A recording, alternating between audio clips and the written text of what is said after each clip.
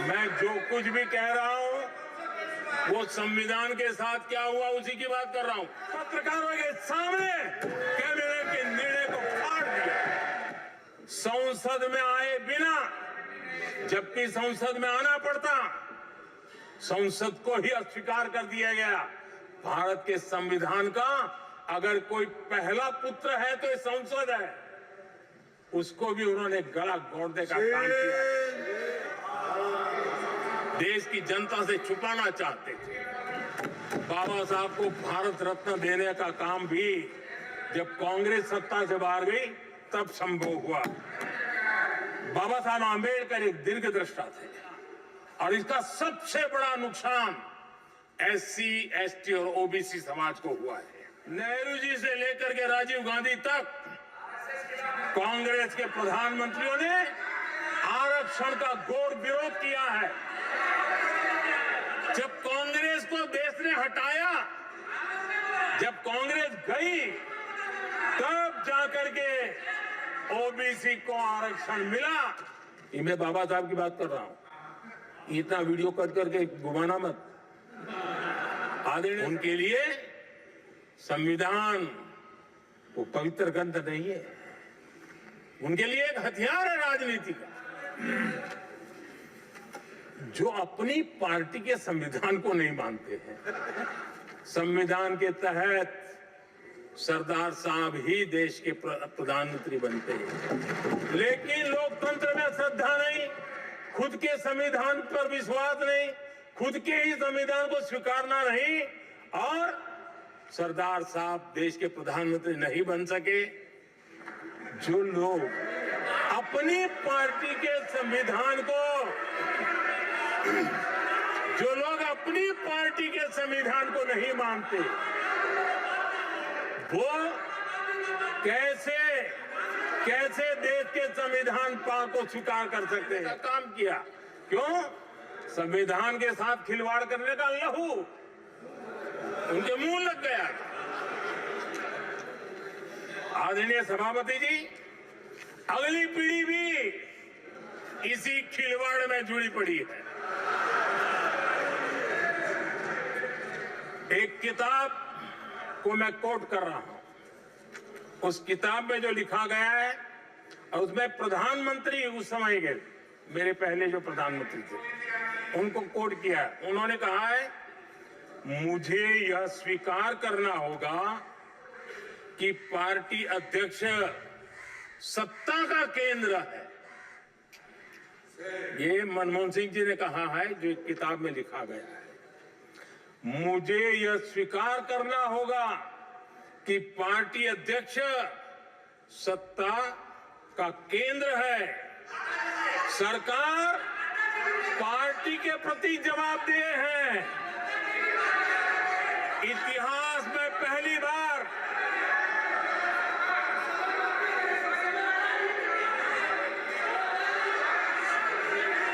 आदरणीय सभापति जी, नहीं, आप सदन इतिहास में पहली बार ये तरीका बिल्कुल ठीक नहीं है।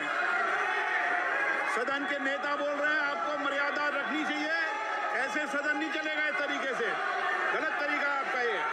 माननीय प्रधानमंत्री जी, आदरणीय सभापति जी, इतिहास में पहली बार संविधान को ऐसी गहरी चोट पहुंचा दी गई। संविधान निर्माताओं ने चुनी हुई सरकार और चुने हुए प्रधानमंत्री की कल्पना तक ही हमारा संविधान था, लेकिन इन्होंने तो प्रधानमंत्री के ऊपर एक गैर संवैधानिक, और जिसने कोई शपथ भी नहीं लिया था, नेशनल एडवाइजरी काउंसिल पीएमओ के भी ऊपर बैठा दिया। पीएमओ के ऊपर अघोषित दर्जा दे दिया गया।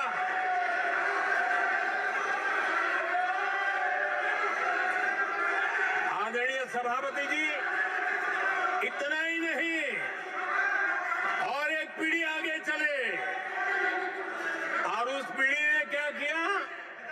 भारत के संविधान के तहत देश की जनता जनार्दन सरकार चुनती है, और वो सरकार का मुखिया कैबिनेट बनाता है। ये संविधान के तहत है। इस कैबिनेट ने जो निर्णय किया, संविधान का अपमान करने वाले अहंकार से भरे लोगों ने पत्रकारों के सामने कैबिनेट के निर्णय को फाड़ दिया। संविधान को हर मौके पर संविधान के साथ खिलवाड़ करना, संविधान को न मानना, ये जिनकी आदत हो गई थी। और दुर्भाग्य देखिए, एक अहंकारी व्यक्ति कैबिनेट के निर्णय को फाड़ दे और कैबिनेट अपना फैसला बदल दे। ये कौन सी व्यवस्था? आदरणीय सभापति जी, मैं जो कुछ भी कह रहा हूं वो संविधान के साथ क्या हुआ उसी की बात कर रहा हूं। उस समय करने वाले पात्रों को लेकर किसी को परेशानी होती होगी, लेकिन बात संविधान की है। मेरे मन के और मेरे विचारों को मैं अभिव्यक्त नहीं कर रहा हूं।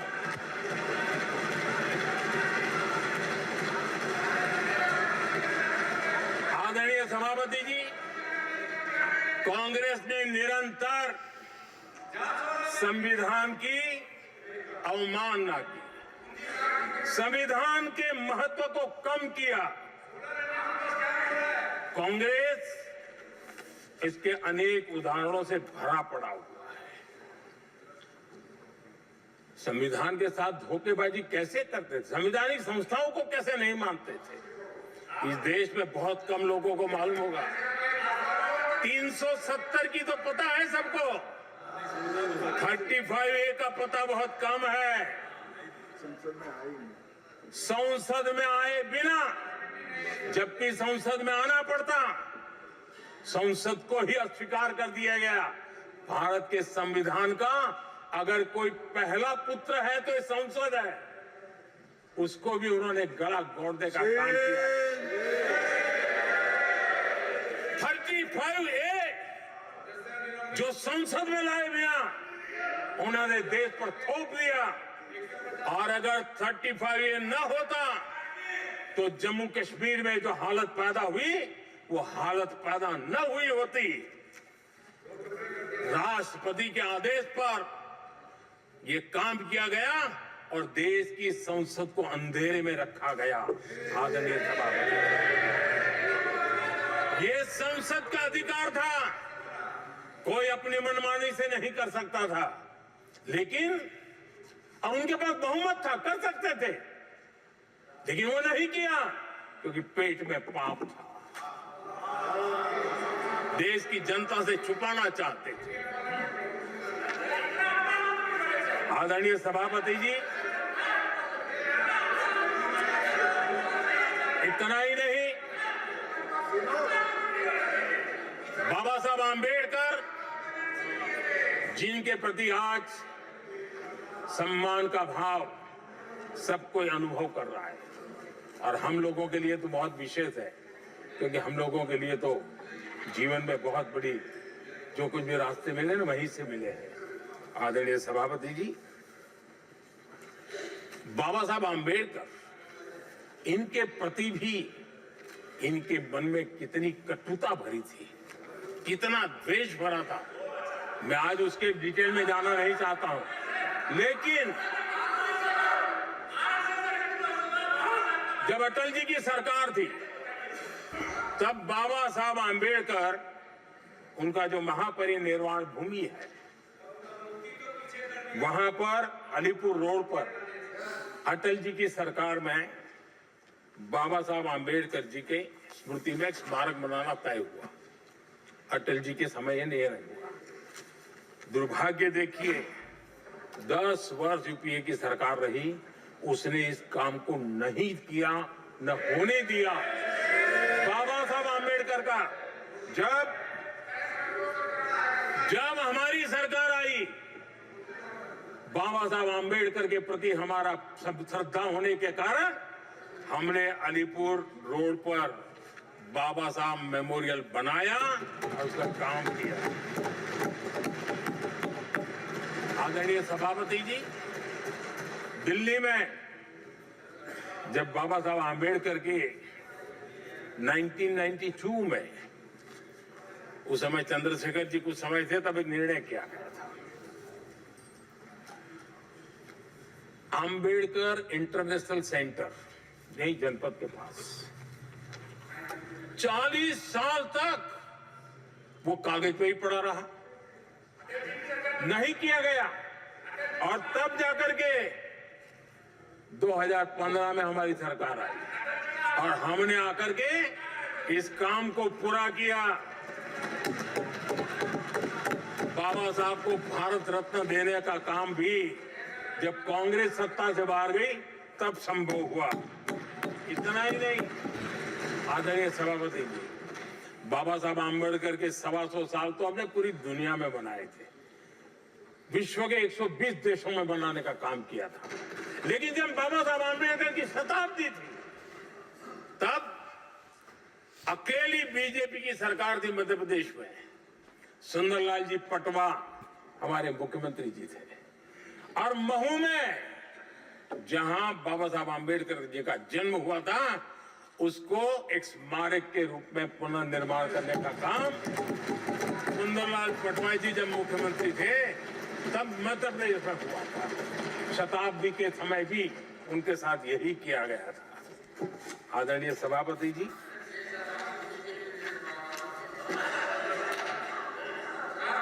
हमारे देश में बाबा साहब आम्बेडकर एक दीर्घदृष्टा थे।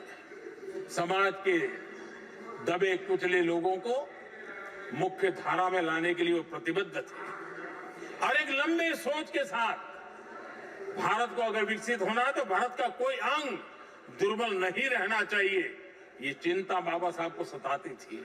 और तब जाकर के हमारे देश में आरक्षण की व्यवस्था बनी। लेकिन वोट बैंक की राजनीति में छुपे हुए लोगों ने, डूबे हुए लोगों ने धर्म के आधार पर, तुष्टीकरण के नाम पर आरक्षण के अंदर कुछ न कुछ नुक्सेदनी करने का प्रयास किया और इसका सबसे बड़ा नुकसान एससी, एसटी और ओबीसी समाज को हुआ है। आदरणीय सभापति जी, आरक्षण की कथा बहुत लंबी है। नेहरू जी से लेकर के राजीव गांधी तक कांग्रेस के प्रधानमंत्रियों ने आरक्षण का घोर विरोध किया है। हिस्ट्री कह रही है आरक्षण के विरोध में लंबी लंबी चिट्ठियां स्वयं नेहरू जी ने लिखी है, मुख्यमंत्रियों को लिखी है। इतना ही नहीं, सदन में आरक्षण के खिलाफ लंबे लंबे भाषण इन लोगों ने किए। बाबा साहब आम्बेडकर समता के लिए और भारत में संतुलित विकास के लिए आरक्षण के लेकर के आए। उन्होंने उसके खिलाफ भी झंडा ऊंचा किया हुआ था। दशकों तक मंडल कमीशन के रिपोर्ट को डिब्बे में डाल दिया था। जब कांग्रेस को देश ने हटाया, जब कांग्रेस गई, तब जाकर के ओबीसी को आरक्षण मिला। तब तक ओबीसी को आरक्षण नहीं मिला।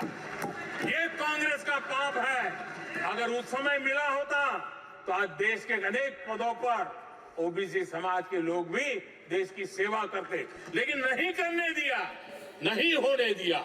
ये पाप इन्होंने किया था। आदरणीय सभापति जी, जब हमारे यहां संविधान का निर्माण चल रहा था, तब संविधान निर्माताओं ने धर्म के आधार पर आरक्षण होना चाहिए कि नहीं होना चाहिए, इस विषय पर घंटों तक, दिनों तक गहन चर्चा की है, विचार विमर्श किया है। और सबका मत बना है कि भारत जैसे देश की एकता और अखंडता के लिए धर्म के संप्रदाय के आधार पर आरक्षण नहीं हो सकता है। सुविचारित मत था, ऐसा नहीं कि भूल गए थे, रह गया था। सोच विचार कर तय किया गया था कि भारत की एकता और अखंडता के लिए संप्रदाय और धर्म के आधार पर यह नहीं होगा। लेकिन कांग्रेस ने सत्ता सुख के लिए, सत्ता भूख के लिए अपनी वोट बैंक को खुश करने के लिए धर्म के आधार पर आरक्षण का नया खेल खेला है, जो संविधान की भावना के खिलाफ है। इतना ही नहीं, दे भी दिया कुछ जगह पे, और सुप्रीम कोर्ट से झटके लग रहे हैं। और इसलिए अब दूसरे बहाने से बहाने बता रहे हैं, ये करेंगे वो करेंगे। मन में साफ है, धर्म के आधार पर आरक्षण देना चाहते हैं, इसलिए खेल खेले जा रहे हैं। संविधान निर्माताओं के भावनाओं पर गहरी चोट करने का यह निर्लज्ज प्रयास है। आदरणीय सभापति जी, आदरणीय सभापति जी,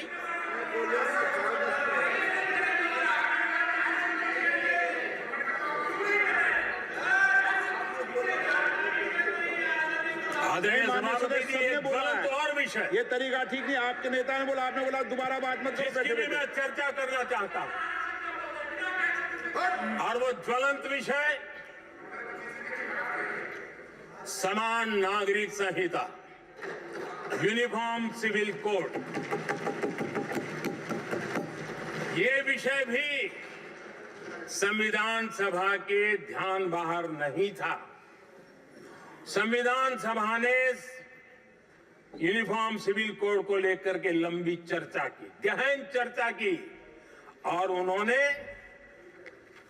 बहस के बाद निर्णय किया कि अच्छा होगा कि जो भी सरकार चुन करके आए वो उसका निर्णय करे और देश में यूनिफॉर्म सिविल कोड लागू करे। ये संविधान सभा का आदेश था। और बाबा साहब आंबेडकर ने कहा था, जो लोग संविधान को समझते नहीं है, देश को समझते नहीं है, सत्ता भूख सेवा कुछ पढ़ा नहीं है, उनको पता नहीं है बाबा साहब ने क्या कहा था। बाबा साहब ने कहा था, धार्मिक आधार पर बने, ये मैं बाबा साहब की बात कर रहा हूं, इतना वीडियो कट करके घुमाना मत। आदरणीय सभापति जी, बाबा साहब ने कहा था, धार्मिक आधार पर बने पर्सनल लॉ को खत्म करने की बाबा साहब ने जोरदार वकालत की थी। उस समय के सदस्य के.एम. मुंशी जी ने कहा था, समान नागरिक संहिता को राष्ट्र की एकता और आधुनिकता के लिए अनिवार्य बताया था। कमा मुंशी जी ने। सुप्रीम कोर्ट ने भी कई बार कहा है कि देश में यूनिफॉर्म सिविल कोड जल्द से जल्द लाना चाहिए। सरकारों को आदेश दिए हैं सुप्रीम कोर्ट ने, और उसी संविधान की भावना को ध्यान में रखते हुए, संविधान निर्माताओं की भावनाओं को ध्यान में रखते हुए हम पूरी ताकत से लगे हुए हैं सेक्युलर सिविल कोड के लिए। और आज कांग्रेस के लोग संविधान निर्माताओं की भावना का भी, सुप्रीम कोर्ट की भावना का भी अनादर कर रहे हैं, क्योंकि उनकी राजनीति को सूट नहीं करता है। उनके लिए संविधान वो पवित्र ग्रंथ नहीं है, उनके लिए एक हथियार है राजनीति का। खेल खेलने का हथियार बना दिया। लोगों को डराने के लिए संविधान को हथियार बनाया जाता है। आदरणीय सभापति जी, और ये कांग्रेस पार्टी, उनको तो संविधान शब्द भी उनके मुंह में शोभा नहीं देता है। इसलिए जो अपनी पार्टी के संविधान को नहीं मानते हैं, जिन्होंने अपनी पार्टी के संविधान को कभी स्वीकार नहीं किया है, क्योंकि संविधान को स्वीकार करने के लिए एक लोकतांत्रिक स्पिरिट लगता है जो जिनकी रगों में नहीं है। सत्तावाद और परिवारवाद भरा पड़ा है। अब आप देखिए जो कैसी शुरुआती कितनी गड़बड़ हुई है। मैं कांग्रेस की बात कर रहा हूं। 12 कांग्रेस की प्रदेश की कमेटियों ने, 12 प्रदेश कमेटियों ने सरदार पटेल के नाम पर सहमति दी थी। नेहरू जी के साथ एक भी कमेटी नहीं थी, नॉट अ सिंगल। संविधान के तहत सरदार साहब ही देश के प्रधानमंत्री बनते हैं, लेकिन लोकतंत्र में श्रद्धा नहीं, खुद के संविधान पर विश्वास नहीं, खुद के ही संविधान को स्वीकारना नहीं, और सरदार साहब देश के प्रधानमंत्री नहीं बन सके और ये बैठ गए। जो लोग अपनी पार्टी के संविधान को, जो लोग अपनी पार्टी के संविधान को नहीं मानते, वो कैसे देश के संविधान को स्वीकार कर सकते हैं?